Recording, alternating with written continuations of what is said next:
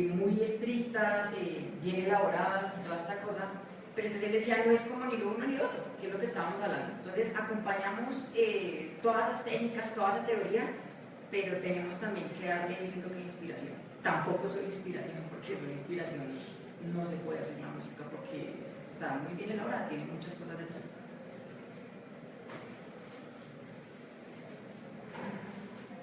Entonces, bueno, continuando, ¿alguien sabe qué es la música generativa?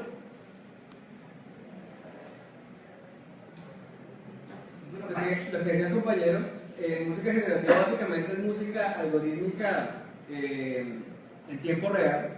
Bueno, eso digamos que es una distinción bien importante de hacer, ¿no? Digamos que el algoritmo puede pasar, digamos, en la fase de creación, pero en un tiempo muy distinto al tiempo en que suena la música, ¿no? Entendemos que cuando escuchamos una música, no es que la música salga espontáneamente de un equipo de sonido, o si vamos a un concierto, entonces que se les ocurrió inmediatamente ahí, sino que hubo un proceso, un momento, un tiempo mucho más largo que aquel en el que se presenta la pieza musical. Digamos que la canción dura 3 minutos y medio, o la pieza musical dura 3 o 5 minutos, pero resulta que el proceso de creación pudo haber sido 10 años. No sabemos, pudo haber sido un año. Son temporalidades distintas, ¿no?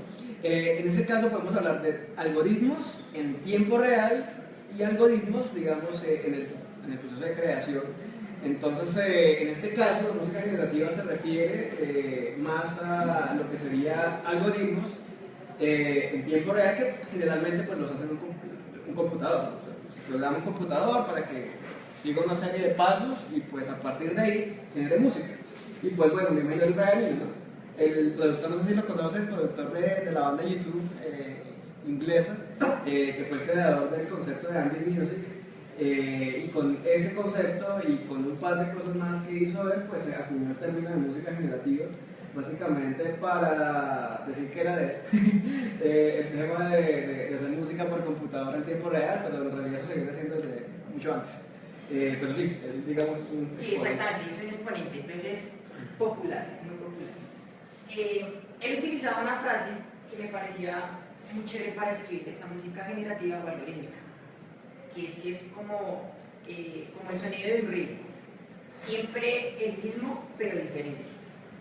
Entonces, como es música pues que está generada a partir de algoritmos, entonces no se trata tampoco de coger un algoritmo y que suene eso como sea, es como tal mantener un orden, ¿no? Digamos, él juega mucho con las intensidades y cosas por el estilo, pues con los algoritmos y muchas cosas demás.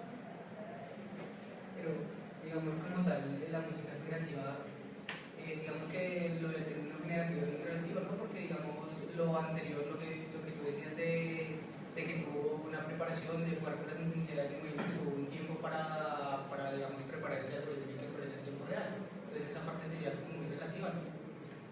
Sí, es que de hecho lo de generativo, pues a mi modo de ver es un término muy mal acuñado. En realidad es más autogenerativo. ¿Autogenerativo en qué sentido? Tú muy bien lo has dicho. Uno se toma el tiempo para generar el algoritmo.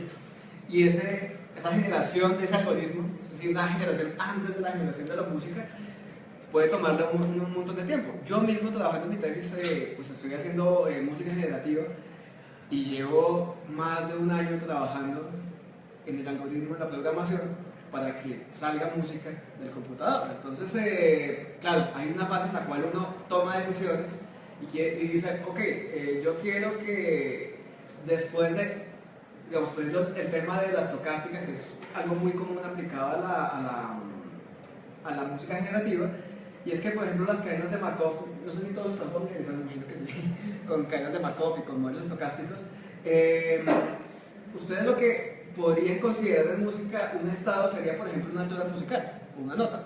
Por ejemplo, yo digo, listo, yo llego a una nota La y hay un porcentaje, no sé, un 30% de posibilidades de que esa nota vaya a un Si, un 20% de posibilidades de que esa nota vuelva a La, y un 30%. ¿Cuánto digo? 50. Y un 50% de posibilidades de que La vaya a Sol. y 0% de posibilidades de que vaya a cualquier otra nota. Entonces, eso, por ejemplo, sería un modelo que yo estaría decidiendo, ¿no? Es decir, no es que el computador esté componiendo, no es que la inspiración se haya trasladado pues al computador y a la computadora a la música, no, en realidad sí hay una mente humana detrás aplicando lógicas digamos, distintas lógicas a esos algoritmos, como tú bien decías, y pues bueno, los paradigmas son muchos, ¿no? Los modelos estocásticos son unos, inteligencia artificial es otro, está también la gramática generativa, y bueno, hay muchos otros más.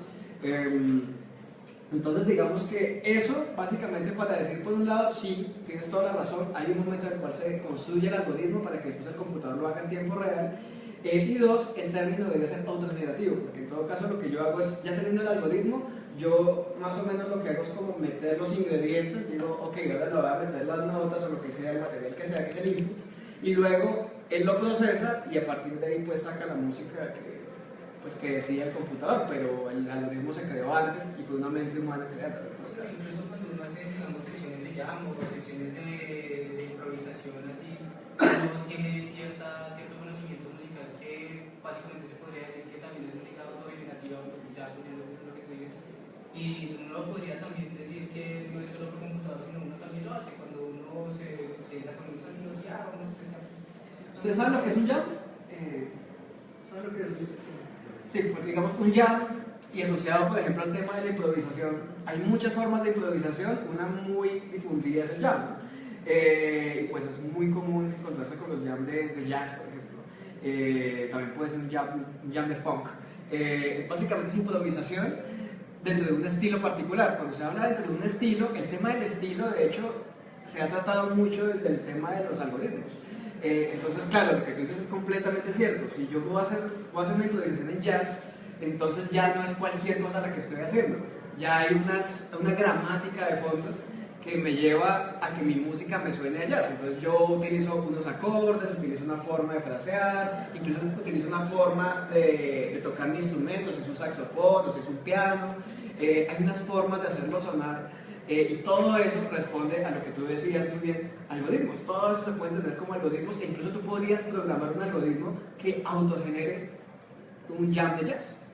Perfectamente. Claro, y se ha hecho muchísimo de eso. Hay muchos programas que están por ahí rondando en internet que hacen muchas de esas cosas. Digamos, noto que hay un aspecto que me parece súper interesante de Brian Eno. Él ahorita está trabajando en un proyecto, creo que se llama Reflection, si no estoy mal. Entonces tiene que ver mucho con igual las nuevas tecnologías. Entonces, si se tiene un algoritmo que cada vez que digamos, se corre genera música, pues bajo como un margen, porque como decía Diego y estábamos hablando acá, está el toque humano, ¿no? Uno está de cierta manera también controlando eso, pero va a sonar siempre diferente. ¿Cómo se lograba entonces que pues logrará siempre diferente cuando uno lleve lo que se llama un sigilo? Entonces, ¿cómo va a sonar diferente? O sea, usted lo mete de ahí en un algoritmo dentro, no lo hace sin la grabadora. Entonces, como tal, se maneja una aplicación, como si fuera un desarrollo. Entonces, donde uno ponga el álbum sería como una app de Android perfectamente, se pone y hoy está sonando un poco diferente. Y digamos, él tocaba ahí, mostraba como cosas de cómo lo estaba haciendo, entonces también iba a depender mucho de las horas del día. Entonces, digamos, en la mañana sacudía la hora del reloj y con eso también jugaba a cambiar esa melodía y la armonía y todo. Entonces, es interesante esa cosa. Bueno, entonces llegamos a una técnica en particular que es la que pues yo logré entender más o menos y entonces les voy a contar el cuento. Estos son los sistemas L o sistemas de internet. ¿Alguien me puede hablar de este personaje? ¿Alguien sabe quién es? Un poco, pero no me sé la vida de él. Sé que es un profesor que estudió en la Universidad de Utrecht, si no estoy mal. Sí. Y en 1968 creó el sistema Lindenmayer, pero él no lo orientó hacia una parte del lenguaje, me parece. Fueron dos estudiantes de él los que realmente en 1970 cogieron esa información y crearon los algoritmos para la creación de esas figuras. Sí, exactamente. Biólogo, ¿no? ¿Cómo? Biólogo. Biólogo botánico. de esta universidad. Entonces, sí, la historia según los artículos es así. Entonces fueron los estudiantes que le pusieron mucho cuidado a eso. Pero era porque, o sea, él lo planteó y como que no lo veía con el potencial que esperaba. Después estos dos estudiantes le dieron candela a eso y como que él dijo, no, acá como que sería algo importante. Y después trabajó con otro profesor, que no recuerdo el nombre, y ahí fue cuando dijo, trabajaron y esto es potente. Hicieron otros artículos y, bueno, y publicaron. Como tal, ¿cuál era la meta? Era modelar el crecimiento de las plantas. Él se planteaba una pregunta con respecto a esto para poder llegar como a esa idea. Y él decía, yo necesito, o sea, de una semilla crece esta planta, pero ella crece no secuencialmente, sino en todos los sentidos. Esa es la pregunta que se planteaba para pensar en desarrollar esto. Entonces, bueno, les voy a mostrar un poquito lo interesante que llega a ser los sistemas de Lindenmayer. Entonces, bueno, ¿de qué se componen? ¿Cómo planteo yo mi sistema? Entonces tenemos unas constantes. Voy a poner el ejemplo y se van a dar cuenta y se van a acordar, pues, si han visto un poco de los fractales, se les va a hacer conocido, a mí se les hace muy conocido. Entonces, de constantes, yo voy a poner A y B. Va variable, primero van las variables. En este sistema que va a plantear no van a haber constantes, pero más adelante sí les voy a poner otros ejemplos. Entonces acá hay constantes. Y tengo unas reglas. Estas reglas va a ser, cuando aparezca AA, yo voy a poner ABA. Y cuando aparezca B, yo voy a poner BB. Así es como se construye. Más adelante, para hacerlo con fractales, necesitamos además una muestra.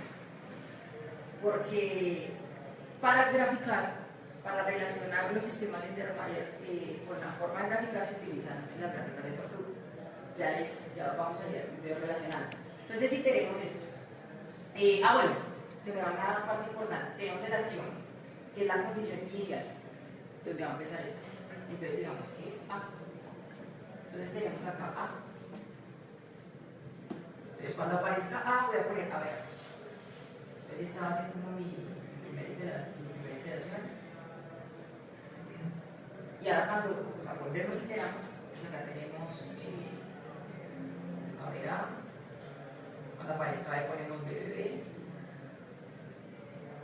Y acá volvemos y iteramos así. Entonces, lo interesante de esto es que yo puedo relacionarlo con métodos gráficos. Más adelante se van a dar cuenta que también musicales. Entonces yo voy a decir, ¿qué significa para mi forma de graficar? Quiere decir que se va a dibujar hacia el frente.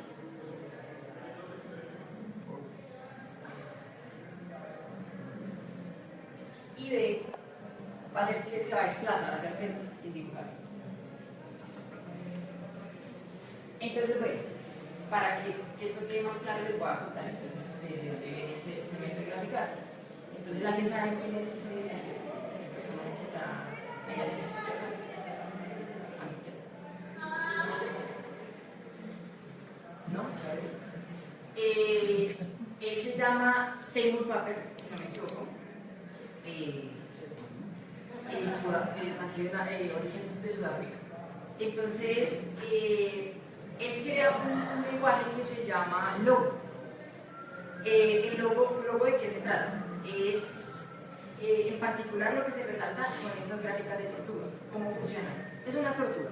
Es algo netamente neurotécnico, digamos así. O sea, no tiene por qué ser una tortuga, pero así se popularizó. Entonces, esta tortuga tiene pues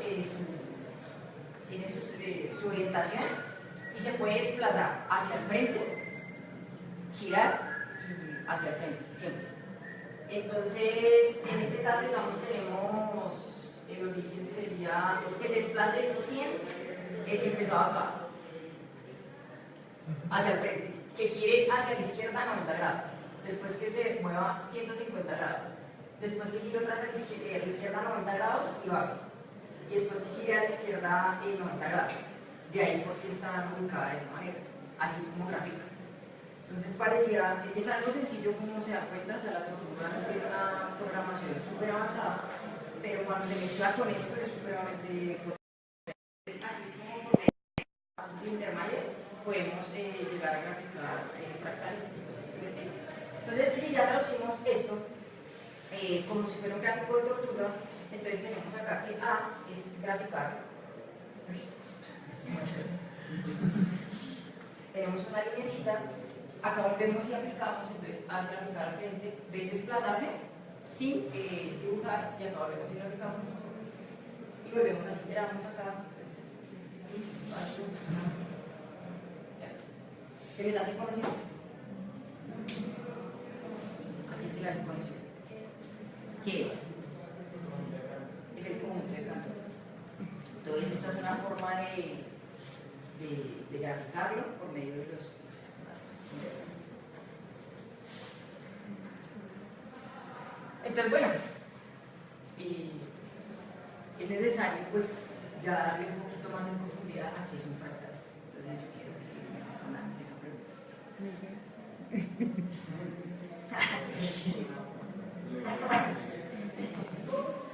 Bueno, ahí tenemos a Mandelbrot, que fue la persona que acuñó el nombre fractal. Básicamente lo que hizo Mandelbrot fue tomar unas teorías matemáticas que surgieron en el siglo XX y él las reconoció en un problema de ruido en la transmisión de señales. Y lo que él dijo de un fractal es que un fractal debe ser autosimilar, debe ser recursivo. Ahí vemos un proceso recursivo que hizo Alfredo, tomó, hizo varias iteraciones y además tomó lo que la salida del bloque de la iteración anterior para volverla a iterar. Y gracias a los fractales, digamos, a esas reglas sencillas, que también necesitamos lo del axioma, que en fractales sería, digamos, la parte inicial, la figura inicial, la estructura inicial, y las reglas, que son muy importantes. Y a través de los fractales, con esas reglas sencillas, se pueden develar muchas estructuras complejas, como el cerebro. Y espero una cosa, hay que hablar del cerebro cuando sigamos con la música, que ya es su cerebro. Una cosa más. Sí, no, pues básicamente el tema de los fractales, no sé si entiendo bien. El tema básicamente surgió como unas anomalías que, pues básicamente, digamos, se volvió en el cuerpo de unas teorías, que es la teoría, digamos, están todas reunidas en la teoría del caos, ¿no? Los fractales son la forma de graficar esa teoría. Digamos que sí hay como una diferencia, ¿no? La teoría del caos es más una cuestión matemática. Los fractales es la aplicación de esa matemática a los gráficos por computador. Básicamente es cómo se ven los fractales. Es una forma de visualización, digamos, para de alguna manera entender qué implica esas teorías del caos. Y ya, básicamente eso es básicamente que se puede ver a través del gráfico. Entonces, pues tiene, digamos, un rasgo característico, pues la iteración, pero digamos que eso es un rasgo de la teoría del caos y que pues se ve reflejada ya en la graficación de los fractales, ¿no? Hay algunas cosas que no coinciden, digamos que hay un montón de rasgos que son característicos de la matemática del caos que no se ven en los fractales, y eso en la música digamos que es muy importante, sobre todo pues en las obras, si vas a hablar de las obras de las que discutimos, es muy relevante esa diferenciación, básicamente eso.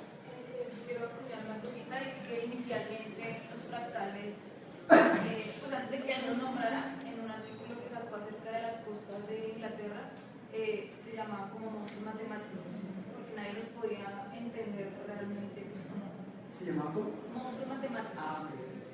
Es que no recuerdo cuáles eran los monstruos matemáticos, pero son varios conjuntos que ya se habían definido. Creo que el copo de nieve fractal, ese se llamaba monstruo matemático, hasta que él lo acuñó en el artículo acerca de las costas, de cómo medir la costa.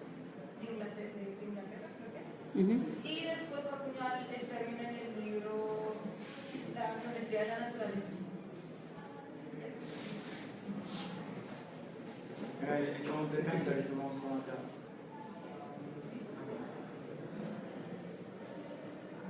Entonces, bueno, ya escuchando. Sí. Sí.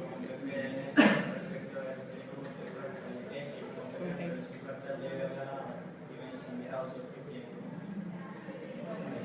De hecho, si no estoy mal, la cuenta no tiene una dimensión, no tiene dimensión de las si no estoy mal. No, lo que pasa es que una de las características de los fractales es que su dimensión de Hausdorff sea menor a su dimensión topológica. Entonces el conjunto de Cantor es el único fractal que no cumple con esa barrera. Ese es el, digamos, ahí está la discusión. Pero las otras sí, no es autosimilar, es recursivo, digamos, el tiempo debe ser infinito. Y es un monstruo matemático.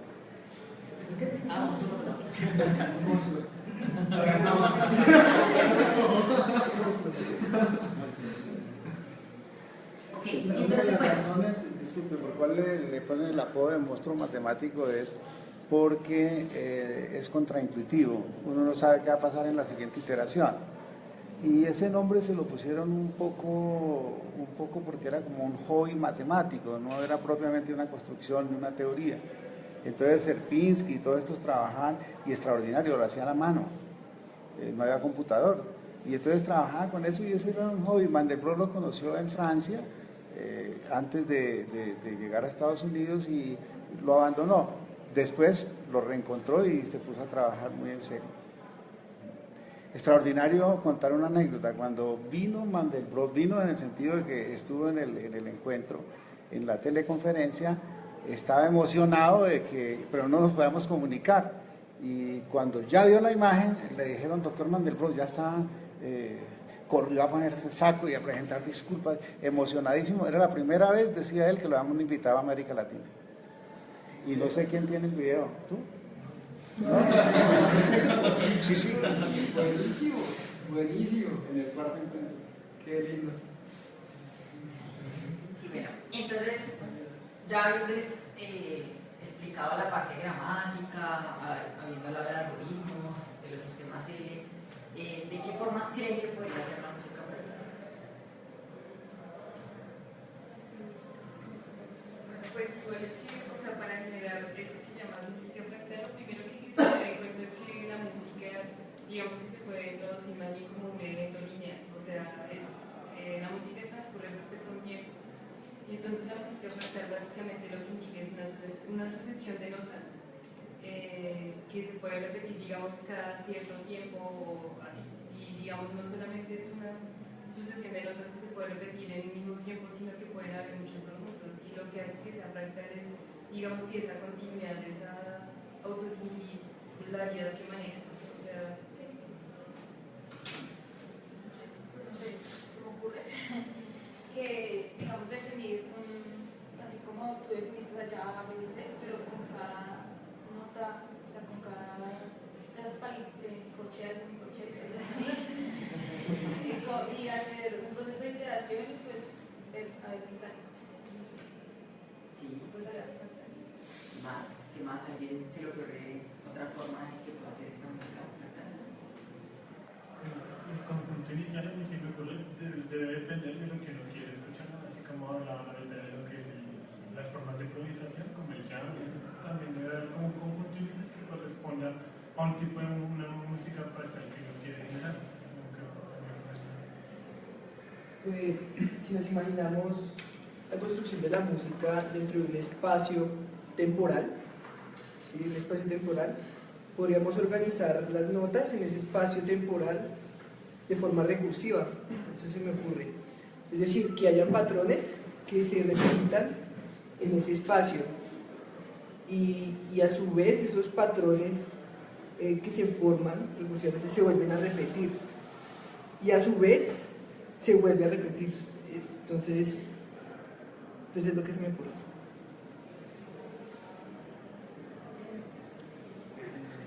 Sí, no, digamos que... Bueno, pues es que yo había leído sobre, digamos, por ejemplo, la música fractal que generaba Bach, porque básicamente lo que hacía era tener como máximo un palíndromo musical. Entonces él lo que hacía era repetirlo, a veces, o sea, lo repetía con diferentes frecuencias al mismo tiempo. Entonces, por ejemplo, hay un programa para visualizar cómo va la música y uno puede ver cómo en diferentes tiempos se va repitiendo de alguna forma. De hecho, creo que hay una en especial que se llama el arte de la fuga, algo así, que maneja eso. Es un algoritmo, el arte de la fuga. Bueno, es que has dicho varias cosas súper interesantes. Bueno, he escuchado varias cosas como bien interesantes. Digamos, una para básicamente dejar bien claridad acerca del tema del algoritmo y cómo funciona esto de la creación musical. Eso tiene mucho que ver, por ejemplo, con lo que tú decías en Bach, y también tiene mucho que ver con el tema de la música generativa, es decir, música algorítmica hecha en tiempo real por computador, un largo nombre. Entonces, la cosa que es, el algoritmo es este, ¿no? Básicamente un procedimiento que tiene unas reglas. Esas reglas son básicamente estos límites, para presentarlo de alguna manera. Hay un input y hay un output. ¿Qué sería el output?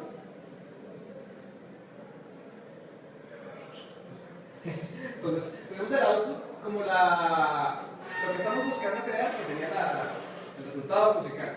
El input puede ser una gran variedad de cosas, ¿no? Podríamos, no sé, programar el computador para que con la cámara, no sé, algún tipo de sensor, algún tipo de colores, yo le digo, programa para que solamente el rojo represente la nota la. Entonces cada vez que yo le pongo algo de color rojo, pues me va a dar la. Y luego le digo al algoritmo, listo.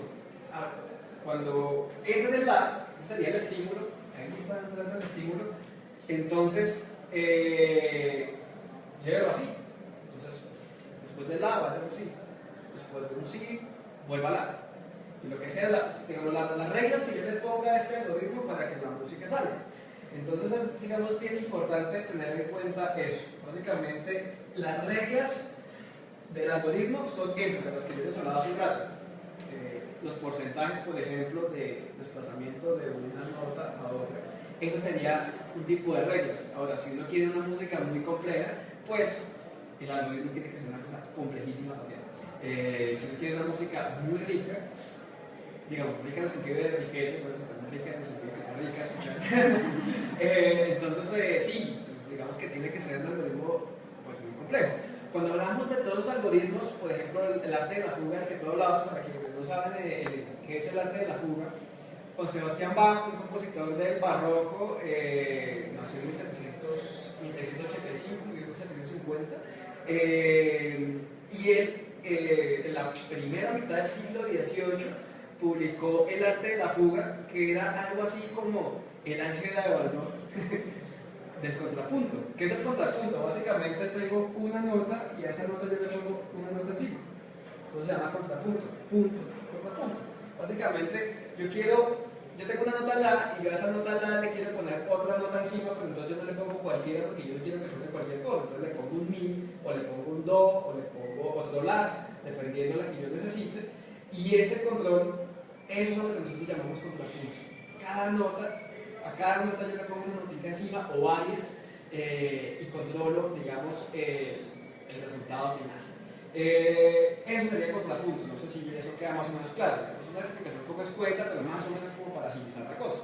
Eso entonces sería el contrapunto. El arte de la fuga básicamente es como quien lo estudia entiende un algoritmo para hacer el contrapunto a la fija, para que le suene de esa forma. Entonces, tenemos un resultado musical, un output garantizado, porque tenemos el algoritmo definido. Como no es el único algoritmo, no era la única manera de hacer fugas, no es la única manera de hacer contrapunto, porque de hecho para la época de Bach existían muchísimas técnicas para hacer contrapunto. Digamos que también existía la tradición de Palestrina, de música del Renacimiento. Ahí, por ejemplo, Joseph Fuchs, para la época de Juan Sebastián Bach, creó otro algoritmo que fue el sistema de especies del contrapunto. Y así había un montón de cosas por ahí andando que, pues, digamos, hoy las vemos y decimos, claro, son distintos algoritmos porque hay distintas escuelas y pues uno más o menos mira cada compositor de acuerdo a su formación, de acuerdo a los algoritmos que conoció de acuerdo también a su propia intuición, a su propia capacidad creativa, pues cada uno logra unos resultados musicales muy particulares. Entonces digamos que eso es bien importante tenerlo en cuenta. Entonces sí, definitivamente el arte de la fuga se podría considerar un algoritmo para poder llegar a un tipo de resultado musical. Con respecto a la linealidad musical, y eso también es algo bien importante, sobre todo para esto, hay músicas lineales y hay músicas que no necesariamente son lineales. Y si ustedes seguramente alguna vez han ido de farra, seguramente se habrán encontrado con alguna canción que tiene algún estribillo que suena y vuelve a sonar y uno lo canta mientras que lo baila y toda la cuestión. Esa recurrencia, por ejemplo, podemos decir que, claro, nosotros estamos viviendo linealmente la música, pero en todo caso sí hay unos elementos que aparecen constantemente, ¿no? Hay unos elementos que van apareciendo de manera cíclica, que más que, digamos, algo lineal, podemos hablar de pronto de un evento espiralado, ¿no? Que no es exactamente lo mismo, porque claro, yo cuando lo vuelvo a escuchar y lo reconozco, ya obviamente no es lo mismo. Entonces, un poco como bañarse 2 veces en el mismo río, ¿no? Ya no soy el mismo porque ya lo reconozco. Y cuando lo escucho una tercera vez, entonces ya sé que sonó 2 veces antes. Entonces sabemos que hay una recurrencia y de pronto no podemos hablar de algo circular, sino de algo más bien de tipo espiralado. Entonces también creo que es importante tenerlo en cuenta, y eso digamos que para uno, para el trabajo con algoritmos y más con música generativa, es un lío, porque es que crear música que de alguna manera le signifique algo a uno como oyente, no es simplemente poner a sonar un montón de notas una después de la otra, de manera eso sería algo lineal, sino que sí hay una cuestión de recurrencias que nos permite construir sentido en la música, tal cual como cuando leemos un texto. Cuando leemos un texto no es que estemos leyendo un fonema tras otro y otro y otro y otro sin ningún sentido, como si se estuviera haciendo una especie de recital de fonemas, sino que hay unas recurrencias en las palabras y hay un pasado en el lector y hay un montón de cosas que permiten que construyamos sentido en la música. Cuando hacemos música generativa, construir todas esas recurrencias también se vuelve parte de la problemática de la composición, y los fractales tienen todo que ver con eso. Entonces, pues, digamos que algunos compositores lo hemos resuelto de una forma, el tema de que no solamente se vuelva el algoritmo, le meto el input, play, y que salga lo que sea, sino que pues en realidad cuando ya pensamos en el sentido artístico, también está la mano del creador, también está la mano de uno diciendo, sí, aquí se cumple todo digamos, todo el procedimiento, se cumple a cabalidad, digamos, el algoritmo, pues que resulta que esta noticia que está aquí no me gusta, entonces yo lo hago y la pongo, y pues, claro, si alguien me dice el algoritmo está mal, yo le digo, sí, pero la música está bien, la música suena, digamos, ¿no? Entonces un poco ese par de cosas que quería decir. Vuelvo a mi centro. Entonces sí, bueno, en esta fotico vemos a Mandelbrot, está con Carlan Brothers. Entonces, ellos una vez tuvieron una reunión y Mandelbrot le dijo, hay un trabajo importante que hacer con la música. Y él se lo tomó muy en serio. Entonces, él es un compositor,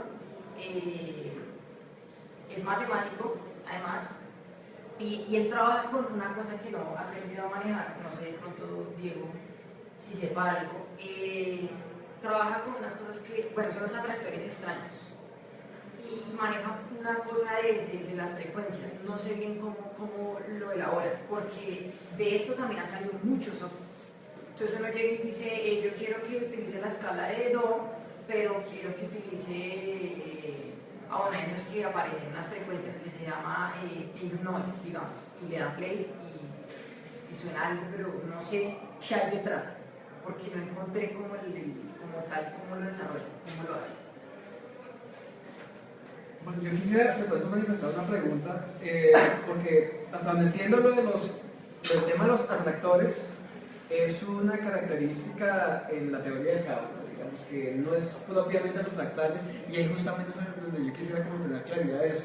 Digamos que si uno tiene un fractal, podemos hablar de atractores de cualquiera de los tipos que hayan en el fractal, o eso está detrás, digamos, en la teoría del caos, y más bien se grafica, digamos, se visualiza en el fractal, pero no podemos ver en dónde están esos atractores. Sí. Luego la idea del fractal es que sea atractor al final. Entonces hay muchas aplicaciones de los fractales que usan esa característica de atracción para que sean funcionales. Por ejemplo, la compresión fractal. Yo necesito, y eso es lo que voy a preguntar, yo cojo una imagen y le hago unas reglas y la genero, pero esa imagen tiene que converger a algo, o si no dice nada, ¿sí me va a entender? Tengo que dibujar la imagen de nuevo, o si no, y eso se basa en los atractores que son en sí fractal, tienen que llegar a ser algo fijo cuando se llega a muchas iteraciones. Por ejemplo, el copo de nieve en algún momento ya deja de cambiar, ¿no? Se vuelve como algo que ya siempre es igual, aunque se siga iterando. Entonces, si ven los tractores, sí son algo de la teoría del caos, que es para explicar fenómenos que no se pueden explicar por la matemática. Los fractales deben ser al final algo que converja, o si no, no funciona. Entonces, pero diverge también, ¿cierto? Porque el conjunto de Mandelbrot puede converger o diverger o ser constante en algún momento sobre la línea. Lo que pasa es que, digamos, con el conjunto de Mandelbrot es un multifractal, entonces digamos que de pronto el tratamiento sea diferente. Pero ya hablo de los fractales lineales, aunque el conjunto de Mandelbrot es un fractal no lineal. Bueno, que converge, sí,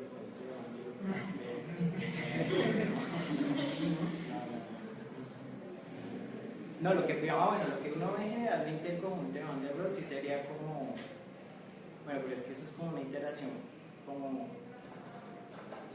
sí, digamos uno podría hablar de una pseudoconvergencia cuando uno ve el conjunto de Mandelbrot la imagen, ¿no? Que es como las bolitas y la cosa, pero realmente el conjunto de sí, son como, pero la convergencia es hacia un punto o hacia una imagen o hacia el otro.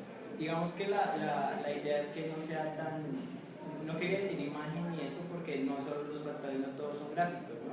Yo me di cuenta cuando estaba estudiando lo de la escritura fractal, pues porque yo tenía la idea de una fractal, una imagen, y yo decía, pero ¿cómo un libro van a sacar un fractal así? O sea, ¿qué es lo que digo?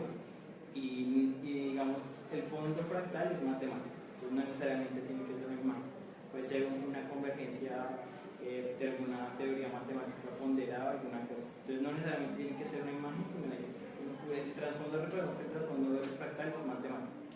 De hecho, en la escritura fractal, el trasfondo era netamente matemático, no se hablaba de ninguna imagen en ningún caso. Bueno, que seamos nachos, pero eso era otra cosa. ¿Sí me dicen entender? Pues es que me queda sonando mucho el tema de la convergencia y pensando en la contraparte de la divergencia. Entiendo que los atractores funcionan justamente a partir de eso. Los atractores extraños de los que tú hablabas justamente son, o sea, no pueden ser convergentes porque si no, pues no serían extraños, ¿no? Digamos que si hay un punto sobre el que gravita, digamos, y yo ya lo pienso más como en términos gráficos porque, pues bueno, me disculparán, no soy ingeniero, no soy matemático, pero digamos que para mí es más fácil pensarlo como hay un punto de atracción, digamos que de alguna manera jala, digamos, como una especie de órbita, digamos que siempre pasa por el mismo punto, siempre tiende a ir hacia allá. Eso podemos hablar de eso tal vez como un atractor fijo, tal vez, no sé. Ahora, si siempre está volviendo lo mismo, podemos hablar de convergencia, pero cuando pasa cerca, no es el mismo, y si sabemos que siempre pasa, o sea que más o menos pasa por el mismo lugar, pero no es un punto fijo, sino que es como una región, es como un rango. Ahí podemos hablar tal vez de divergencia o podríamos hablar tal vez de una forma de convergencia más compleja. Eso se llama cuenca de atracción, donde existen atractores dentro de una región. Lo que pasa es que en esos tipos de gráficas, los sistemas que se manejan en la teoría del caos son pues complejos. Entonces, dependiendo de las condiciones iniciales y de muchas cosas, se llegan a esas gráficas. Por ejemplo, lo que yo veía en clase cualitativa era que cuando uno cambiaba las condiciones iniciales, ya los atractores cambiaban, ya no estaban por otros lados, o no estaban donde uno pensaba, o o las cuencas de atracción o el tipo de punto atractor ya no es el tipo que era antes, simplemente cambiando un valor. Entonces yo me refiero a, digamos, una cosa es el atractivo y otra cosa es la convergencia del fractal como tal. Entonces, digamos, sería una convergencia más global a una estructura matemática y no tanto como tal un punto de una gráfica que sería como una cuenca. No hablo de un atractor, que el fractal no es un atractor, sino que el fractal tiene que tener una convergencia. Y se diverge, se va, ¿no? Sí, y eso es, digamos, sería un problema en una aplicación, ¿no? Por ejemplo, la encriptación fractal es un problema que el código se vaya, o sea, que no converja, porque entonces no se puede encriptar ni nada. Entonces solo sería para fractales lineales. Fractales no lineales. Sí, para fractales no lineales. La cosa sí es que es fractales no lineales. Yo quiero agregar unos puntos ahí a esa discusión. Entonces, digamos, por ejemplo, veamos en el atractor de Lorentz. Entonces, nosotros nos ubicamos en un punto y pues llegamos al otro extremo, pero si volvemos acá, entonces existe cierta probabilidad de que, es decir, es demasiado sensible a las condiciones iniciales. Pero entonces, si lo vemos ahora en el conjunto de Mandelbrot, entonces puede que tengamos convergencias pero en ciertos tiempos, porque eso lo vemos cuando comenzamos a hacer una ampliación constante. Digamos, hay un video en YouTube de más o menos unos 10 minutos.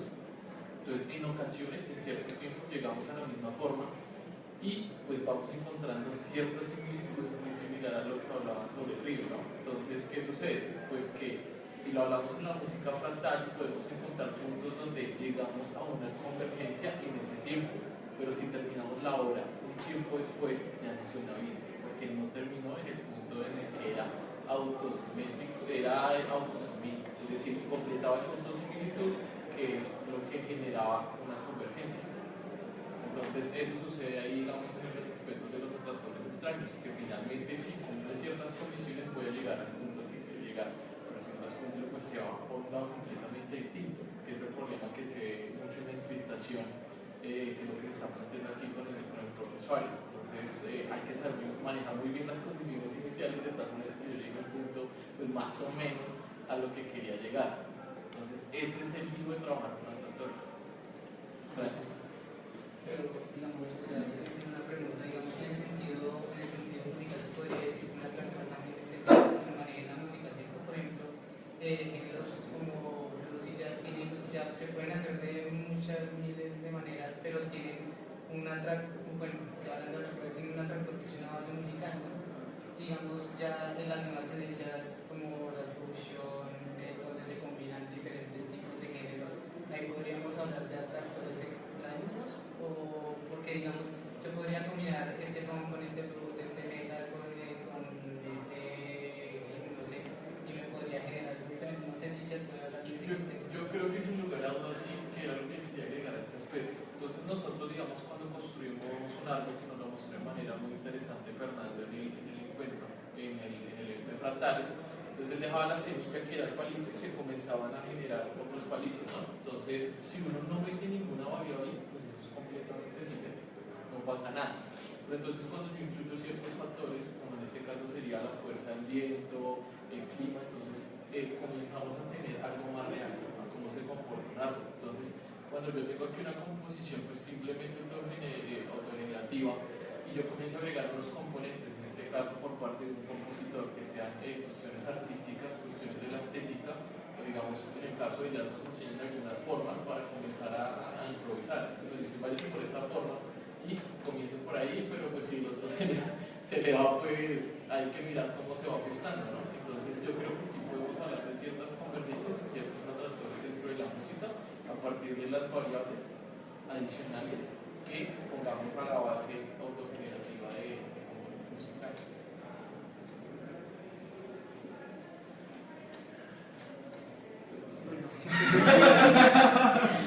Interesante la cosa, ¿no? Deja pensando, porque de estas obras son muy chiquitas. Entonces, ahora que se discute todo esto, yo digo, ¿qué pasa si se dejan que corran una hora, 2 horas? Puede que ya no suenen tan bonitas como en esto. Entonces, bueno, continuando, entonces, ¿cómo se genera música a partir de un sistema de línea fractal? ¿Cómo se aplica esta técnica? Esta es una de las bien básica, porque se pueden tener en cuenta muchas cosas, porque como se dan cuenta, esto es bien versátil, uno puede decir qué hace, para dónde va. Esta técnica es basada... Una preguntita, ¿qué es un sistema de...? Sistema de Lindenmayer. Ah, sistema... Ah, sí. Este mismo. Entonces, bueno, este es uno conocido, este es... Yo tengo una pregunta, es que hay una discusión que el profe de pronto nos puede sacar, se dice sistemas L y L sistemas. ¿Cómo? Ah, no, los apodos no importarían porque pasa lo del algoritmo de los 4 rusos. Entonces, decir el algoritmo de Sachochovsky, Chiqui, no sé qué. Entonces, los 4 rusos y así se quedó. De pronto realmente se llaman sistemas Lindenmayer o sistemas L, un poco al revés de lo que escribió Freddy al comienzo, pero me parece que falta una clave aquí que es importante dentro de la discusión, y es Noam Chomsky y los lingüistas. ¿Por qué razón? Porque, por ejemplo, ellos dijeron, hay algoritmos, el lenguaje no apareció de la nada, tiene reglas, etc. Y una de las condiciones es la capacidad de reescribir. O sea, Lindenmayer coge los sistemas fractales y coge a Noam Chomsky y dice, es posible que nosotros podamos trabajar con esto en biología, dado que... Entonces me parece que esa es una clave que falta dentro de la discusión que tenemos. Y Noam Chomsky justamente es el que plantea la posibilidad de hacer la restricción y el lenguaje funciona de esa manera. Ciertas repeticiones, etcétera. Y yo no sé si eso lo podemos llevar propiamente a fractales. ¿Sí? De esta manera y en el caso de la música, pero sí es a partir de lo que están planteando ellos de la capacidad de reescribir, que es lo que tú vas a ver ahora. Sí, toda la razón. Ese aspecto era muy importante. En el artículo que creo que Cristian leyó esa parte, se hablaba de la reescritura, eso es la inspiración, todo. Entonces, bueno, en el artículo se me van los nombres de los investigadores. Bueno, creo que uno es David Johnson. Ese artículo se llama Fractal Music. Entonces, aquí explican esta técnica, que les voy a mostrar de cómo se genera música a partir de un sistema y un fractal. Entonces, bueno, acá en este ejemplo particular tenemos la curva de Coco. Entonces, el alfabeto acá se ve, las constantes son más o menos. Esas constantes están relacionadas con un ángulo, este ángulo es de 60 grados. Este es el axioma, el estado inicial en que se va a encontrar. Y las reglas de producción. Entonces, cada vez que aparezca F, genera esto. Igualito que esto, solo que acabamos con los ángulos. Si quieren jugar con eso, perfectamente, pero pues tenemos ahí el tiempo. Ya con esto ya pueden jugar. Hay muchos fractales, y bueno, les voy a mostrar otro, pero todos están jugando con lo mismo. Entonces, bueno, acá tenemos 6 iteraciones. ¿Cómo se leen entonces? ¿Cómo se pasa el pentagrama? Entonces, en esta técnica que yo les explicaba es, horizontalmente nos movemos en duración y verticalmente en tono. ¿Sí? Entonces, vamos a coger esta... bueno, esta es la primera iteración, pero acá yo dibujé la tercera iteración en el pentagrama. Entonces tenemos F. Bueno. Yo, así, si en acá como yo le decía qué significaba cada cosa, entonces yo decía A es dibujar al frente, acá ya no es dibujar al frente, acá es dibujar la nota, en ese pentagrama. El axioma, yo también tengo que dar un axioma, la nota inicial, en este caso yo le puse sol, ¿listo? Entonces, ya con eso empezamos entonces a leer ese gráfico y a pasarlo acá. Entonces, F dibujamos la nota. Coge el punto inicial, ese menos es que gira 60 grados hacia la izquierda. Dependiendo de los autores, ese menos no siempre es girar a la izquierda. Entonces hay que tener cuidado con eso, porque si me pasó que yo, pero porque ya no lo puedo dibujar. Es porque le dan otra connotación, porque pues el sistema de Lindenmayer lo permite. Entonces podemos donde está ubicado inicialmente. Entonces volvemos y dibujamos la nota, acá. Pero si miramos, es hacia dónde se fue. Entonces ahora ocupa la mitad del espacio. Entonces tenemos es una corchea, ya no es una negra.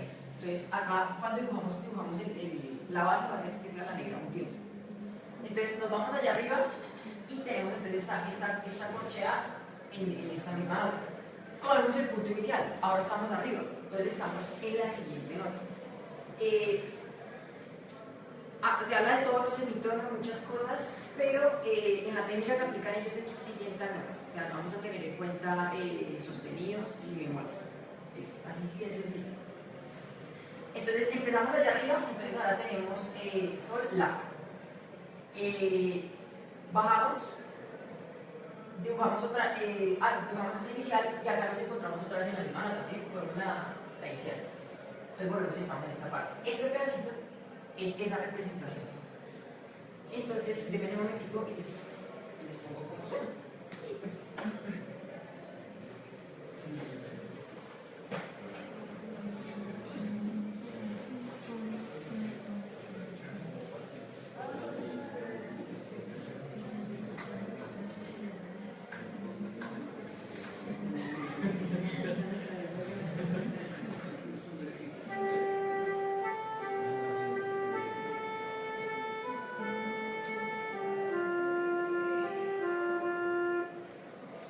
Y ahí es donde está, entonces ya la labor de los compositores, entonces escuchan, la cosa ya no es tan sencilla.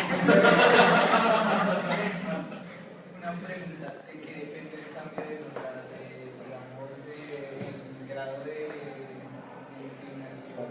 ¿Y eso ya depende de los hertz o...? Vamos a medirlo como si fueran unidades, en esta técnica es así. Pueden haber muchas formas, es que como se dan cuenta esto es bien versátil, entonces yo puedo decir que no suba una nota, sino que sean dos y mirar de pronto qué pasa, escucharnos y Sí, es que creo que, digamos, versátil, tal vez entiendo que lo que estás diciendo con versátil es arbitrario, es decir, yo veo esto y pues bueno, digamos, desde el punto de vista artístico, pues para mí eso puede significar mil cosas, ¿no? Ya depende de mi imaginación. Pues yo que veo ahí, de pronto puede que ese giro no sea, no sea un tono, como lo hiciste ahí, sino que de pronto para mí signifique cambiar de octava la misma nota, es decir, ya no estar en el sol, en ese mismo sol, sino de pronto ir a buscar otro sol, o cosas por el estilo, ¿no? Digamos que eso también es bien importante tenerlo en cuenta, es decir, no podemos hablar de una música fractal en el sentido de que se aplica fielmente a lo que es un fractal y eso es solamente un fractal y lo que no cumpla con eso pues no es música fractal. Digamos que hay mucha arbitrariedad en esto porque en realidad lo que se está haciendo es pues trabajar con una materia prima que es de otro campo completamente distinto. En este caso pues estamos hablando un poco matemática, un poco la parte de la gráfica y todo eso. Y pues uno como artista lo interpreta más o menos como quiere, ¿no? Entonces, o lo que necesite, lo que se le ocurra, un poco también como de pronto lo que más le gusta, porque de pronto uno puede probar todas las posibilidades, ¿no? Como decir, bueno, esa subida va a ser un tono en una prueba, entonces hago una prueba y escucho, y digo no. Hago otra prueba y digo no, van a ser dos tonos, entonces vuelvo a la prueba y lo escucho. Y de repente me doy cuenta después de 1000 pruebas de que lo que me interesaba era la primera, como cuando a veces la gente se mide la ropa en la tienda. Entonces es lo mismo, puede pasar lo mismo. De hecho me ha pasado muchas veces que escucho el primer resultado, no me deja satisfecho y después de haber escuchado un montón, vuelvo al primero y digo, sí, este es. Entonces sí pasa eso, entonces se dan cuenta, no es solamente la aplicación del sistema, no es ni siquiera la aplicación rigurosa del sistema, sino que tiene que ver mucho también el componente estético, que no es poca cosa. Es decir, cuando hablamos de lo estético estamos hablando de lo bello. Es aquello que consideramos que nos conmueve y que nos interesa como artistas y por eso entonces escojo tal o cual cosa. Entonces creo que hay mucho de arbitrariedad en esa versatilidad en la que tú hablas. Sí, exacto. Y lo que hablan un poco es algo que es evidencia, que me hace pensar mucho en eso, es que digamos, hay veces que un sistema se comporta, ciertas cosas se comportan, tienen entradas, hay un proceso y tiene una salida, pero uno no quiere que esa salida sea así, ¿sí? Uno de pronto, por el lado del compositor en esta parte, no quiere que eso suene así, y eso puede ser como una especie de control sobre ese sistema, ¿sí?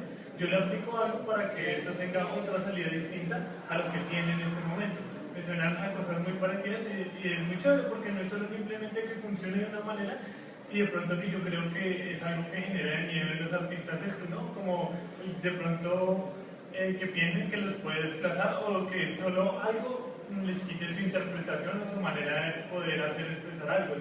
Y esa parte del control me parece súper importante porque uno puede, en ciertas partes de la música, no solo que se reproduzca con las mismas condiciones iniciales, sino alterar esa condición inicial que lo cambia todo. O sea, digamos, si bien acá hicimos así, ¿qué pasa? Ya no se va. Yo creo que desde las ciencias de la complejidad tenemos la palabra perfecta para eso, que es emergencia. Emergencia no lo sí. Pues, ahora que tú decías algo acerca, digamos, como paradigma, pues, realizamos un estímulo y sale algo, y el control que uno puede llegar a tener sobre eso. A uno como artista, y a mí me ha pasado muchas veces, de hecho esa era mi pretensión cuando era un compositor novato, hace ya tal vez una década o más, pensaba en que en un sistema, digamos, en un algoritmo que me permitiera lograr de manera mecánica todo lo que yo estaba buscando en términos estéticos, es decir, como tener el algoritmo perfecto para simplemente decir, listo, me meto este material musical y salen las obras maestras, jueves para salir y bueno, ser todo un artista para el público, ¿no? La cosa es que, pues eso no pasa. Es decir, el algoritmo, y tal vez veo que hay personas interesadas en el tema de la música, tal vez como aficionados, no sé cuáles sean las pretensiones en la música, pero veo que hay aproximaciones a la música. Escribiendo canciones, por ejemplo, es muy común, e incluso en la poesía también es muy común, que se difundan algoritmos. ¿El algoritmo es cuál? Tengo, no sé, una forma de redondilla o una forma canción. La forma canción, por ejemplo, es todo un algoritmo. Es decir, tengo estrofa, estrofa, coro, estrofa, coro, puente, coro.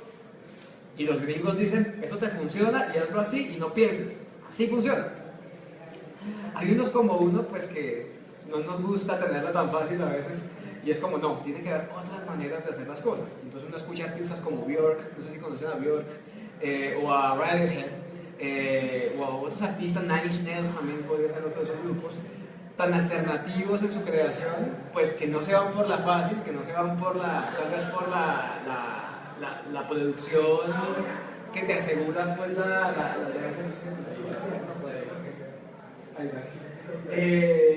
sí, entonces la cosa es que en esto pues hay mucho de experimentación y también hay mucho, digamos, de uno saber qué funciona ya y hacerlo, ¿no? Eso también creo que es importante tenerlo muy en cuenta. La experimentación, como seguramente ustedes lo saben, básicamente uno no sabe en qué va a parar, ¿no? Entonces uno como que más o menos busca aproximaciones desde otras cosas. Yo incluso utilizo mucho de esta especulación desde la matemática. Es por eso, porque quiero encontrarme con resultados musicales distintos a los que yo podría llegar a imaginarme, y eso pues digamos que no lo puedo lograr desde mi propio gusto musical, porque mi propio gusto musical me va a jalar a lo que ya conozco. Quiero ser capaz de crear cosas que yo no sea capaz de imaginar, lógicamente para que de alguna manera, uno muy convencido de su ética artística, pues para que lo que haga uno pues signifique, ¿no? Para que de alguna manera tenga un lugar en el mundo y no sea pues algo más de lo que existe, ¿no? Entonces como que eso, esa parte de la experimentación está, y esto por ejemplo puede ser parte de la experimentación. La experimentación es, bueno, yo voy a tomar este gráfico y voy a convertirlo a alturas y vamos a ver qué pasa. Las duraciones, por ejemplo, si veo que no tienen nada que ver con el fractal, esos por ejemplo son completamente arbitrarios en esta melodía, ¿no? Aquí solamente están aplicados a la altura, pero uno por ejemplo podría también aplicarlo a la duración y aplicarlo a la intensidad del sonido y aplicarlo a tantas dimensiones como quieran, darle play, escucharlo y decir, ¡ah, qué porquería! Como le pasa a uno mucho. O a veces sorprenderse uno y decir, qué resultado musical tan bello, ¿no? Me conmueve, me toca de alguna manera, tal vez un par de ajustes y bueno, y sale. Entonces como que creo que eso estaría por el lado de la experimentación, y está también pues lo otro que comentaba y la cuestión de uno saber qué funciona ya, ¿no? Entonces uno a veces, por el camino de la experimentación, uno se va dando cuenta, ok, esto me funcionó, entonces lo voy a volver a utilizar. Vuelve y lo utiliza. Bach era un gran reciclador. Bach era famosísimo por ser un reciclador de material musical. Seguramente probaba muchas cosas, era gordito además, ¿no? Aparte de comer, componía un montón, creo que eran sus dos hobbies favoritos. Y este tipo, pues en las 1000 y pico de horas, creo que casi 2000 obras, no sé si tú tengas una cifra, pero son un montón de obras, o sea, no son poquitas. Hay unas cosas que se notan más, digamos, en la sonata para piano número 5, se nota que, o sea, usa parámetros musicales y su fractal. O digamos, no me acuerdo, hay otra que también es muy notable que lo maneja de esa forma.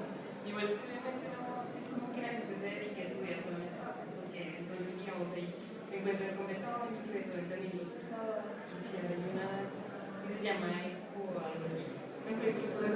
Eco, no me acuerdo porque empezó algo así. Entonces, él lo que hace es usar el conjunto de cantor para generar música y lo hizo de alguna forma accidentalmente. Entonces, es así, o sea, no es como que se solo estudiaba porque realmente todos los autores tienen un poquito en sus obras. Además, otra cosa es que cuando se menciona la definición de fractales, aclaran que no existe un mundo fractal, que ni siquiera las hojas son fractales.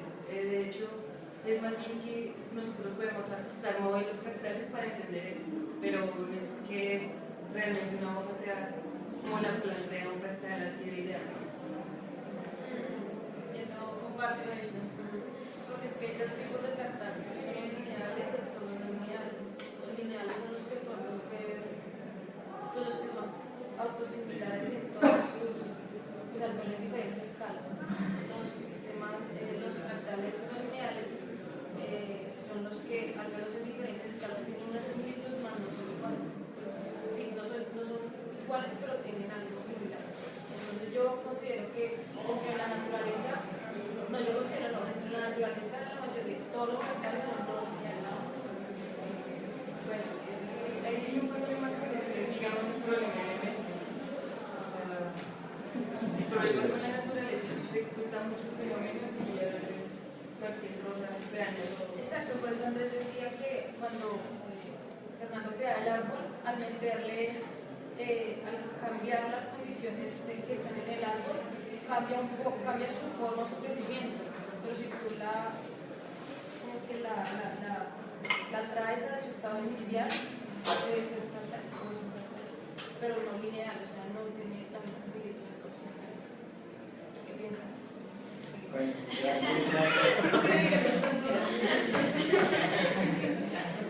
estoy con Andrea. Digamos que para mí es claro que, o yo sí comparto la idea de Andrea, es que independientemente de todos los factores que existan alrededor digamos, de la hoja del árbol, existe un proceso fractal. O sea, existe un proceso que puede ser, digamos, sencillo, reducido a reglas y a recursividad y iteraciones. Y eso no solamente está presente en las hojas, está en el cerebro, está en nuestro cuerpo. No más hablar del proceso de la mitosis, que es un proceso recursivo que puede trabajarse de alguna manera, de una forma, digamos, un poco flexible, que se puede decir que sería un proceso fractal. Entonces, yo sí creo que en la naturaleza existen los fractales y es la arquitectura que rige, o son las reglas que rigen todo nuestro entorno. Y de hecho es interesante que uno pueda generar a partir de fractales música. Y respecto a las frecuencias musicales, que esa es una pregunta que tengo ahorita. Digamos, ¿cuáles son las frecuencias de la música? Y qué se considera bonito, porque eso es lo que estaba leyendo. Entonces, independientemente de que uno no sea el fractal ideal y que el árbol no sea realmente, pues así como que se ramifica en todos los partes igualito, si el proceso que sigue la formación del árbol de crecimiento es un fractal. Para mí es un... Y bueno, lo podemos ver en la película Valiente, no sé si lo han visto, la de la pesca. Toda esa película fue creada con toda la animación de sus árboles y todo esto fue creado con sistemas matemáticos. Lo que hacen es como alterar un poco la forma en que va creciendo, cambiar un poco, hacer un poco lo que dice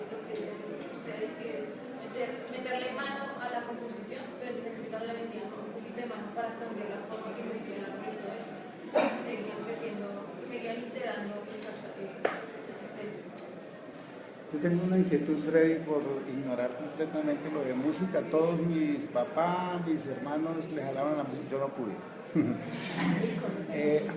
Si yo tengo principio de reescribir, ¿cierto? Y decimos que es contraintuitivo porque ocurre que no hay propiamente repeticiones y demás.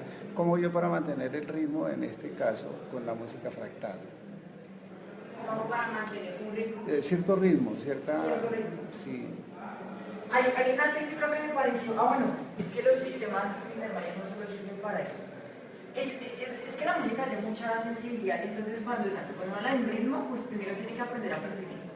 Y pues para mí todavía no es así, que ya es el ritmo. Pero entonces, qué pena si me está ocurriendo esto explicar así. La técnica que yo les estaba explicando era visual, ¿cierto? ¿Sí vieron? Entonces, de forma arbitraria manejaría los tiempos, pero digamos para darle como ese color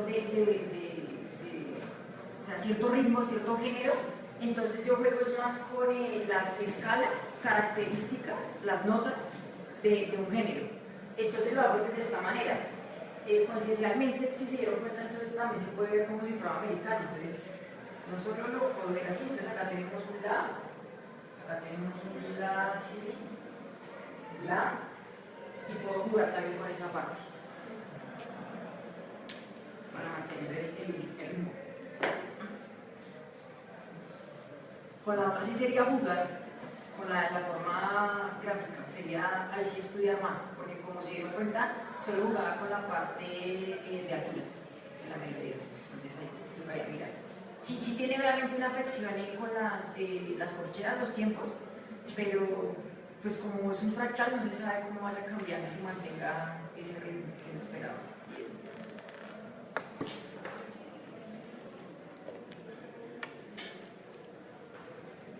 Entonces esperen un momentito y ya vamos a probar.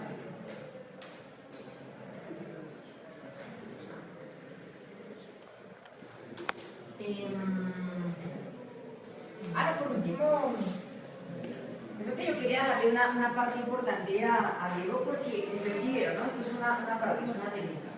Pero Diego en su obra y en otras obras aplica otra cantidad de cosas impresionantes, que de algunas me acuerdo, de algunas no tanto, pero entonces vamos a dar este espacio para escuchar cosas, ¿no? De qué resultados se tienen de esto. Entonces, este es el ejemplo tal como está en Fractal Music. Y lo vamos a poner a sonar. Voy a quitar si tengo que quitar el delay.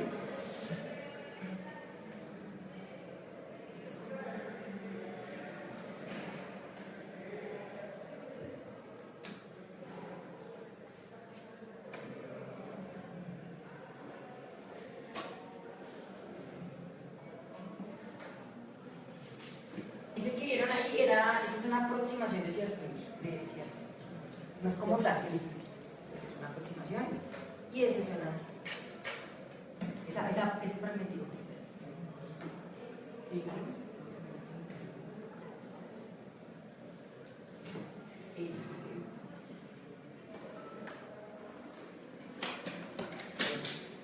Pero aplicando la misma técnica que tú aplicas. igualita, ese sí es el mismo, casi igualita.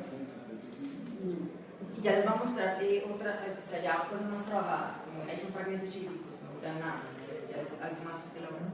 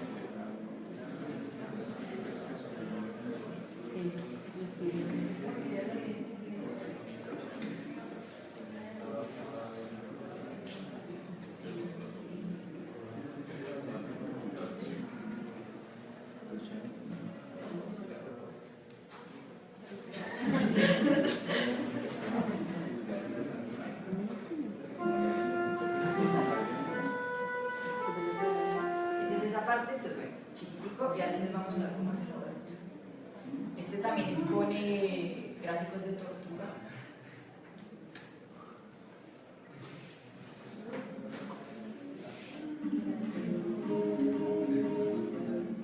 Es algo un poquito más.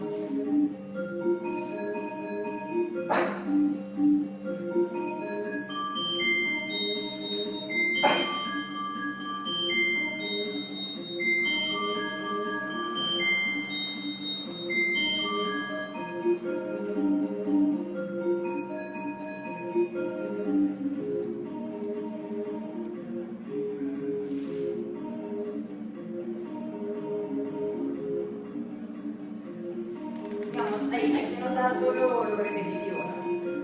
Entonces, esto es muy útil para cosas en las que música ambiente, que se necesita es como generar algo muy así, pero ya para otras cosas. Bandas sonoras para las películas. No, para un videojuego. Perfecto, eso es perfecto. Yo me imaginé comprando María, y de repente, o sea, un salto hace que se altere el fractal y genera otra cosa, pero con un patrón. Entonces, cada juego es una música diferente y pues me hace sentir cosas interesantes. Es algo, digamos, muy bacano, ese aspecto, porque bueno, a mí me gusta mucho el campo también de desarrollo de videojuegos y me gusta también el aspecto musical. Y pues no siempre uno tiene a un compositor, alguien ahí a la mano, y si necesita darle un toque, algo para darle como una prueba inicial de un juego. Y espero que siempre, digamos, uno solo desarrolle el algoritmo y se mueve genial, pero silencio. Le quita mucha estética. Con esto uno podría de pronto generar una sensación y decir, ah, listo, pongámosla. Pues después miramos que la mire un compositor y de pronto que la arregle eso, pero puedo utilizar algo ahí que está al alcance. Sí, varias cosas. Me parece interesante lo que ustedes mencionan acerca de, digamos, de este tipo de herramientas para diseño sonoro en videojuegos, por ejemplo. Y es bien interesante el tema de la repetición, cómo juega un rol tan importante ahí, ¿no? Y eso, pues, yéndonos al tema de Brian Eno y el ambient music, pues justamente el concepto tiene como base lo repetitivo y no es, digamos, algo pues sacado de cualquier parte, sino que realmente tiene mucho sentido en la medida en la cual cuando escuchamos o cuando vemos, cuando realmente percibimos algo que es repetitivo, digamos que la percepción tiende a dejar de analizarlo precisamente por eso mismo. Ya lo procesó una vez y pues si aparece otra vez y otra vez y otra vez y otra vez, pues ya el cerebro no necesita procesarlo, ya es como, ah, sí, ya, es eso. Entonces, como que eso, digamos que es muy importante para el tema de los videojuegos y los diseños sonoros en general, pues porque cuando uno está jugando Mario, pues uno está como, ¡ah, qué chingo de música! Bueno, ¿qué pasa, no? A veces uno escucha una música muy bacana de algunos videojuegos, pero en realidad tiene que ser repetitiva, porque si la atención se va para el diseño sonoro, pues ya dejas de jugar, ¿sí? Entonces, o dejas de ver la película, dejas lo que sea que se supone que debería ser el centro, y la percepción pasa a otro plano. Entonces, digamos que el tema de los planos es bien importante en ese sentido. Ahora, con respecto a lo que hablábamos hace un rato de lo lineal y lo no lineal, esto, por ejemplo, repetitivo, uno lo escucha repetitivo y de alguna manera, al sentirlo repetitivo, lo carga de significado, yendo a lo que hace un rato hablábamos, de cómo la música deja de ser un mero sucesión de sonidos y ya está, sino que realmente hay unas estructuras que nos permiten de alguna manera construir sentido a partir de esas repeticiones. Y no es solamente un sonido, es tal vez 2 o 3 sonidos. Seguramente ustedes estarán familiarizados con la Quinta Sinfonía de Beethoven, aunque no sepan cómo se llama. Pa pa pa pam, pa pa pa pam. Entonces, como que esa cuestión de ya identificarlo de una, ya sabemos, ese es el inicio de la Quinta Sinfonía de Beethoven. Y pues ustedes escuchan la sinfonía entera, que dura como 40 minutos, 45 minutos, y van a escuchar en cada uno de los movimientos ese elemento musical por ahí explícitamente, implícitamente, pero está siempre ese elemento como un generador de coherencia. Entonces la cosa ahí, ¿qué es? Pues que finalmente, y bueno, y más Beethoven, un compositor pues de una generación de compositores que entendían que el lenguaje, o por lo menos especulaban con eso, que el lenguaje era la base del entendimiento pues, de la razón humana, por lo tanto una música hecha racionalmente, basada en las estructuras del lenguaje, pues sería una música, digamos, bien hecha. Entonces todo este tema de esto de utilizar un tema y su desarrollo sería el equivalente a tener una idea principal y desarrollar esa idea principal a lo largo de un texto, ¿no? Y tener, digamos, una jerarquización temática de, ok, aquí hay un tema que es muy específico, pero esto hace parte de algo más grande, que hace parte de algo más grande, entonces hay una coherencia generada desde el lenguaje traducida a la música. Y es justamente la reiteración y la repetición lo que nos permite construir ese sentido, que nos demuestra que la música, aunque a veces nos pareciera lineal por el hecho de que, pues bueno, la percepción pasa en el tiempo, en realidad la percepción musical en muchas músicas no funciona tan linealmente como creemos, básicamente eso.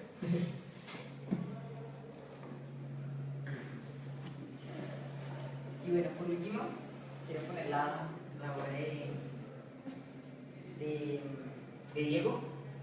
Ay, gracias. Que el inicio tiene un volumen bajo. Sí, con esa súper suave. Es que la partitura está anotada lo más suave que pueda. Ahí está sonando, pero no suena más. Aunque igual ahorita empieza a seguir el volumen. De pronto nos hacemos allí.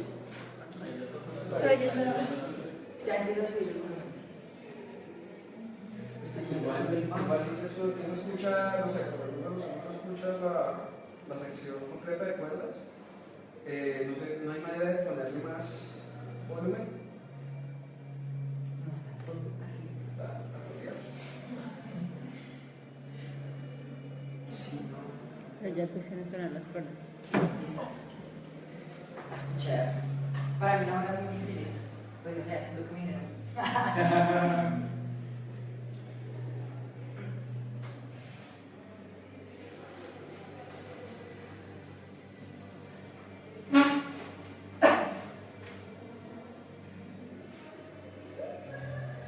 Yo creo que no funciona. Yo, la verdad, estando aquí al lado, no escucho prácticamente nada. Yo creo que nadie está escuchando nada. No sé, de pronto, poner una parte más adelante es más fuerte.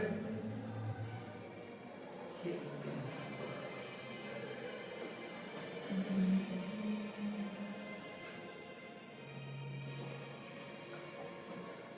la técnica que utilizó Diego era la alternanza.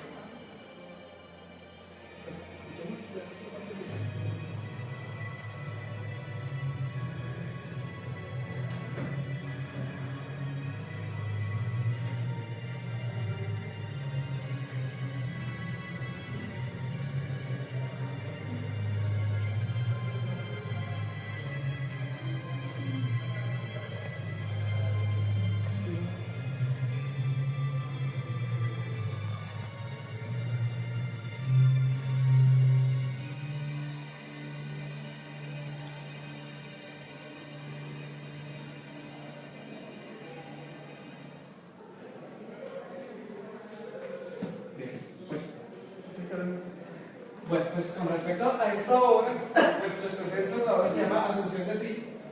Es una orquesta de cuerdas que compuse supuestamente en el 2013. Digo supuestamente porque en realidad la comencé en ese año. Supuestamente la terminé en el 2014. Fue una pieza ganadora de concurso por la Orquesta Sinfónica Juvenil de Colombia. Después la volví a revisar en el 2015 y la sigo revisando y creo que hasta el día que me muera voy a seguir mirando y haciéndole notas y haciéndole cosas. Entonces, bueno, es una pieza que comencé a componer en el 2013 y que he seguido como revisando cada tanto. No sé si ustedes están familiarizados con el término orquesta de cuerdas u orquesta de cámara. Bueno, pues básicamente, ustedes conocen un violín, yo voy a decir que dibujo y ustedes me van a creer.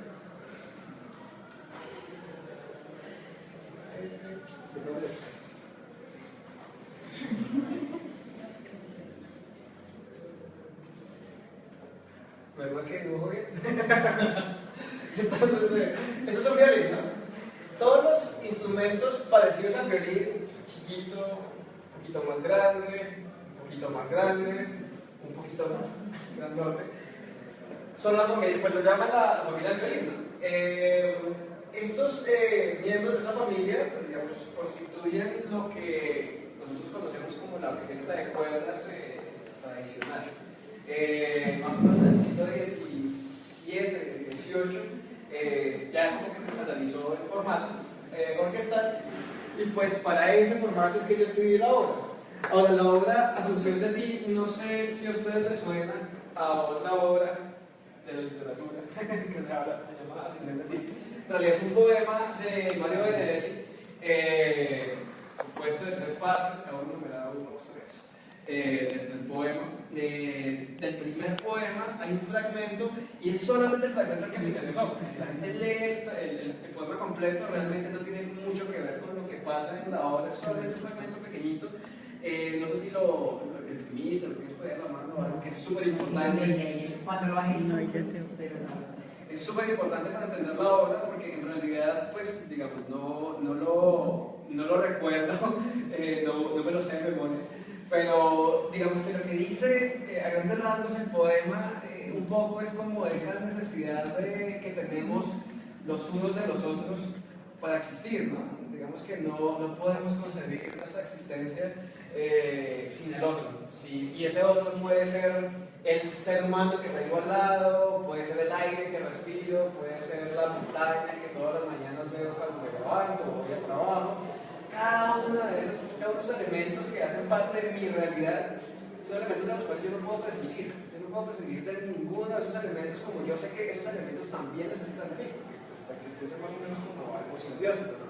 Entonces, cuando yo pensaba en la obra, cuando estaba construyendo la obra, comencé a hacer como unos bocetos con fractales, porque pues con fractales vengo trabajando ya hace bastante tiempo, desde el 2009 tal vez, y la cuestión es que venía como trabajando con ellos porque, digamos que cuando yo veo un fractal, veo esa autosimilitud que justamente me muestra que el ecosistema de alguna manera es autosimilar, tal vez no físicamente, pero sí, digamos, es coherente de alguna manera, todo lo que existe es simbiótico porque de alguna manera es autosimilar.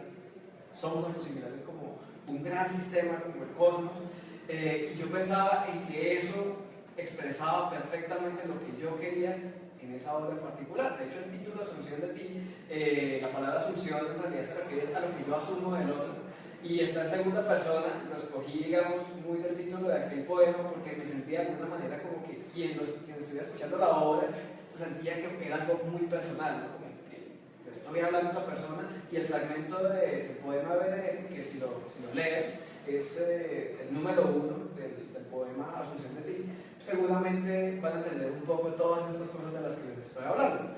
Entonces, digamos que ahí pensaba yo en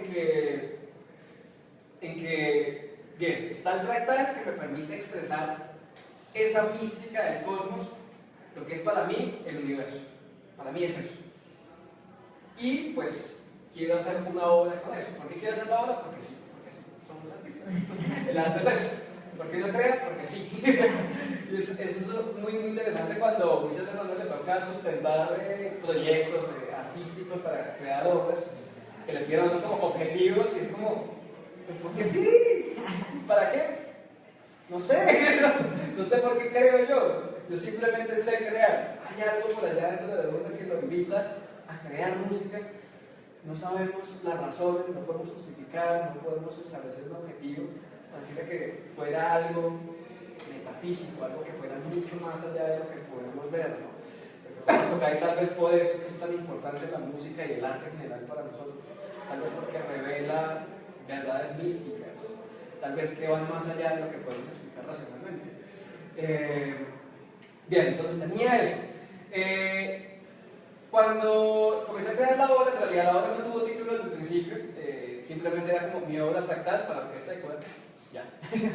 Después me encontré por el camino el poema de Benedetti, y ese fue el que le dio el título finalmente a la obra. Y ya pasando al tema de los fractales, pues bueno, digamos, o sea, tendríamos que entrar en detalles, y básicamente un análisis de la obra podría llevarnos muchas sesiones, pero digamos, para poder resumirlo en términos muy generales,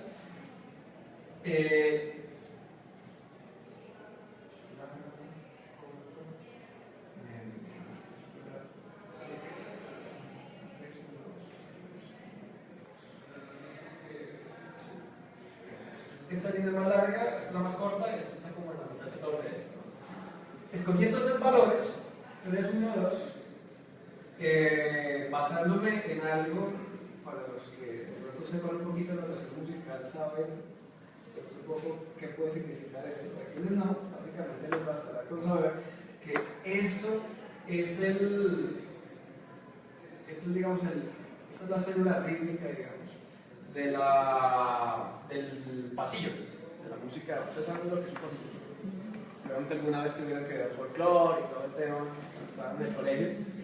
El pasillo fue la música nacional en Colombia desde finales del siglo XIX hasta mediados del siglo XX.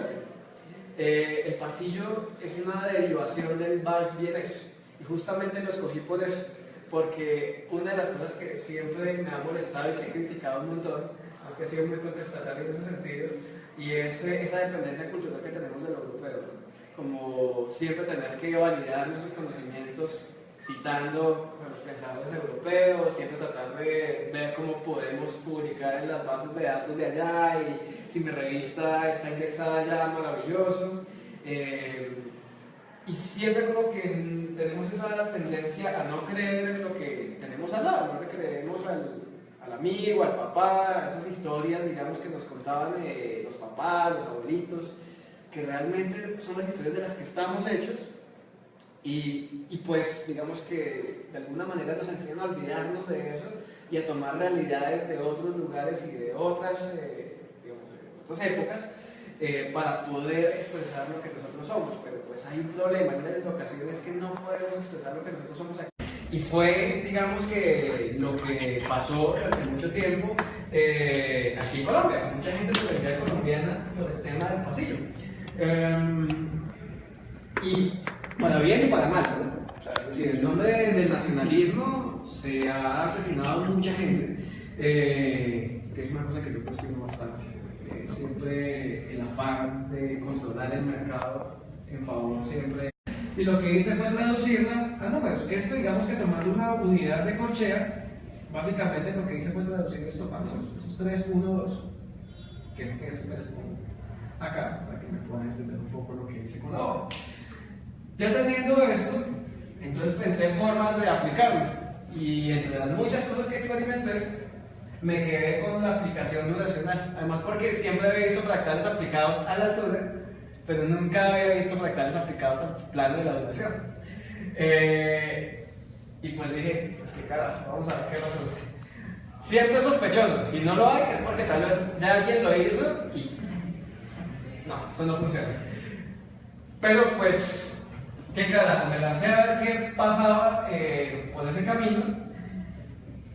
Y eso es básicamente lo que representa esto, duraciones. Ahora, yo no las utilicé exactamente iguales, ustedes escuchan la obra de principio a fin, básicamente que no tenemos la posibilidad de escuchar la obra, pues digamos, con potencia, digamos, que puedan escuchar la obra y puedan saber de lo que empezaba, pero realmente, con un par de técnicas, lo que hice fue mantener estas proporciones duracionales sin que se notara la base del pasillo. O sea, no quería que se notara la base del pasillo muy a propósito, porque para mí el imaginario de nación es eso, justamente lo que aprendemos en nuestra cultura, pero no es algo de lo cual salimos a decir, ay, soy tan colombiano, porque entonces me pongo el sombrero volteado y me pongo la ruana, y entonces Juan Valdés. Son cosas que realmente cuestiono muchísimo de los imaginarios de nacionalidad. Y pues eso era lo que me interesaba, expresar en esta obra, entre las muchas otras cosas que hice, expresar justamente eso. Somos colombianos sin necesidad de tener que salir a decirlo. Ya después con esto, el tema del fractal pues es muy simple. Estos 3 elementos los vamos a poner A, B y C. 3 elementos duracionales. Lo que yo hago es comenzar a desfasarlos sobre sí mismos. O sea, primero lo desdoblo, después lo multiplico y luego lo que hago es superponerlo y luego buscar la resultante. Sumo estos 2 elementos y lo que me va a dar es más o menos como A, después otra vez A, después B, un poquitico después B, luego C, después un poquito después C. Aquí son bien importantes, es decir, aquí está un poco escueto, pero es bien importante la proporción racional. Es decir, yo tengo que buscar en qué momento yo desfaso el material musical para que me dé un resultado musical concreto. No es que digamos que yo lo pongo como de cualquier forma. De hecho, yo tengo un montón de hojas en las cuales probé opción por opción cuál era la versión que más me interesaba de ese desfasamiento y escogí unos cuantos. Después de haber sacado decenas de material musical, escogí como 2 o 3 tal vez, y a partir de este desfasamiento, entonces lo que hacía era desdoblar y volver a superponer. Entonces digamos que está este AA, B, B, C, C, digamos que este lo vamos a poner A', B', y C' para diferenciarlo. Entonces lo vuelvo y lo desfaso, entonces A', B, B', C', C', y cuando ya lo sumo, entonces voy a tener tal vez por aquí luego este por aquí en medio, luego este tal vez un poco aquí en medio, A', luego A' otra vez. Entonces, si lo voy a diferenciar, más o menos me va a tocar 2 y 3 formas arriba. De esa manera, etcétera.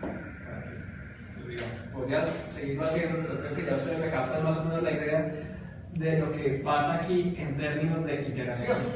Y es que desdoblo, desfaso. Lo que había desfasado, o sea, el resultado de estos dos, es lo que desfaso y vuelvo a superponer para volverlo a acumular. Y después esto mismo, vuelvo y lo desfaso, vuelvo y lo sumo y queda todo, digamos, ahí. Digamos, en el resultado están todas esas iteraciones. Entonces, en ese sentido, hay iteración, que es digamos lo que nos interesaba en el tema de los fractales, y es la iteración en el procedimiento compositivo. Eso pues ya significa que ya estas proporciones duracionales ya no van a ser 3, 1, 2, sino que van a haber un montón de fragmentaciones por dentro, que sería algo muy parecido a lo que pasa con varios gráficos que he visto, como los copos de nieve, he visto cosas por el estilo, los paisajes que he visto en cine que se han hecho, que es como se hace la montaña y luego entonces le pongo un nivel de rugosidad, ¿no? Y a cada una de esas cositas entonces le hago un nivel de rugosidad más detallado hasta que encontramos unos paisajes súper detallados, montañas, nubes, que entiendo que se han utilizado. Si yo no me he dado cuenta, cuando Mandelbrot alguna vez en una entrevista decía tal y tal y tal película, y como esos luego no eran paisajes reales. Entonces, esto es muy parecido a lo que pasa acá. Ahora, ahí viene la cuestión de lo lineal que todos mencionamos hace un rato, y es que primero muestro el material así, luego muestro la sumatoria del desfasamiento, luego muestro este y luego muestro este. Para que tenga sentido el fractal, si no, pues solamente muestro el resultado de todo el fractal, y pues no era lo que me interesaba. A mí sí me interesaba que hubiera un proceso de transformación a lo largo de la obra, que eso se ve traducido a lo largo de la pieza como esto, que son sonidos largos, porque pues cuando seguramente tú que escuchaste la obra te diste cuenta, comienza súper lenta, son sonidos muy largos, muy largos. Al final, si alcanzaron a escuchar un poco, se dieron cuenta que había mucha actividad en la obra. Eso es lo que realmente termina pasando, con todo el tema de los desdoblamientos y los desfasamientos sobre el mismo elemento, pues lo que termina pasando es que la obra comienza lenta y se vuelve muy rápida. Entonces termina en un clímax así súper... Entonces todo el mundo se para. Sí, entonces básicamente eso es lo que sucede con el fractal. Y ahí es donde yo comenzaba a ver el tema de la autosimilitud y el tema de la iteración. Pero aquí también es importante tener en cuenta algo, porque pues lástima que no se alcanzó a hablar de las otras obras. Hay una obrota de Arvo Pärt, que esa es una obrota que si pueden escucharla, recomendadísima, es In Memoriam Benjamin Britten. Estás desconectado. Todo. Porque estamos transmitiendo vía página. Arvo Pärt es un compositor estoniano que ha hecho muchas cosas con el tema de los fractales, muchísimas cosas. Bueno, tiene una historia además súper chévere. Si pueden de alguna manera como entrar en una relación más o menos cercana con el compositor, se van a dar cuenta que tiene una historia muy interesante. Además porque era un compositor que quería hacer música religiosa en el entorno de la URSS. Entonces un compositor que en su primera etapa no le puso títulos a las obras, y una vez lo echaron de la Unión Soviética, pues Y ahí dijo como, bueno, entonces me echaron, pues me voy a poner título a todos mis obras. Entonces todas las obras son títulos religiosos. Y tiene mucho que ver, digamos, el desarrollo del material musical con los títulos, ¿no? Y como el título nos gusta hacer muchas veces muy revelador para entender la obra. Esta obra, ¿esta sí se alcanza a escuchar? Pongamos.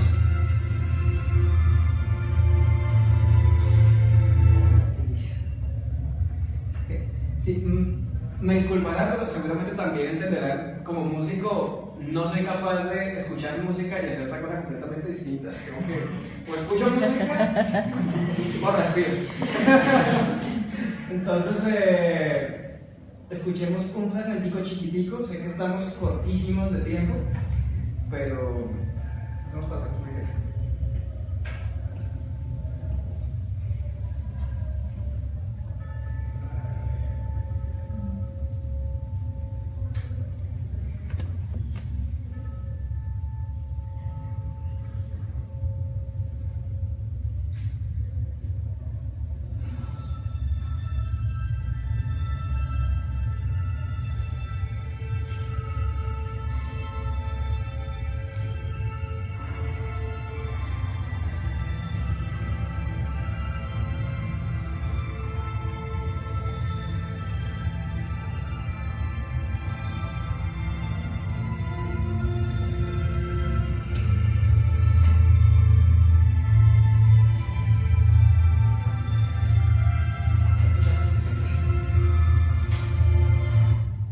Básicamente, el fractal de esta obra, In Memoriam Benjamin Britten, significa, evidentemente, en memoria de Benjamin Britten, el compositor, el celebrísimo compositor británico.